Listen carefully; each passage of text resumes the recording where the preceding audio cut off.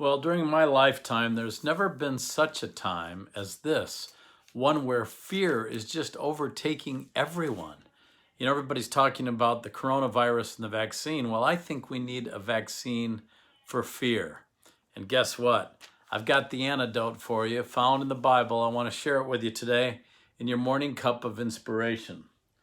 I have a good friend who's been dealing with fear about something lately, and it's not the coronavirus, but she found a quote which really helped her, and she sent it to me. It's by George Muller.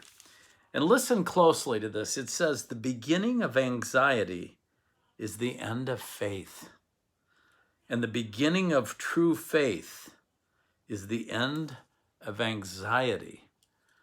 So one cancels out the other. Faith, that is the antidote for fear, for anxiousness. You know, we did a podcast recently that will be coming out in January, and one of the topics we dealt with was fear and all of the really bad effects fear and anxiety can have on the body and on the mind. It's exhausting dealing with it. So I want to steer you towards a couple of verses that might help, because they've helped me over the years. In Philippians 4, verses 6 and 7, it says, "Do not be anxious about anything, but in everything, by prayer and petition, with thanksgiving, present your requests to God." And verse 7, "And the peace of God, which transcends all understanding, will guard your hearts and your minds in Christ Jesus."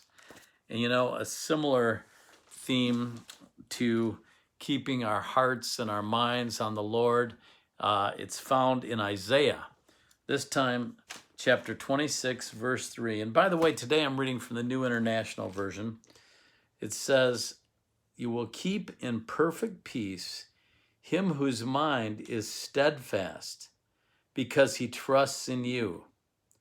Trust in the Lord forever, for the Lord is the rock eternal, whose mind is steadfast and stayed on God." We need to keep our mind on God.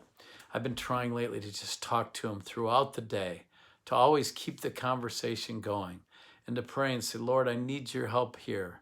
I need your protection here. Please watch over my family." And it's just a great place to be. I will keep him or her in perfect peace, whose mind is steadfast on him all the time. So let's do that. I think you'll find that fear melts away if you just keep your mind on God, and that you don't allow yourself to be anxious in anything, but give it to God in prayer.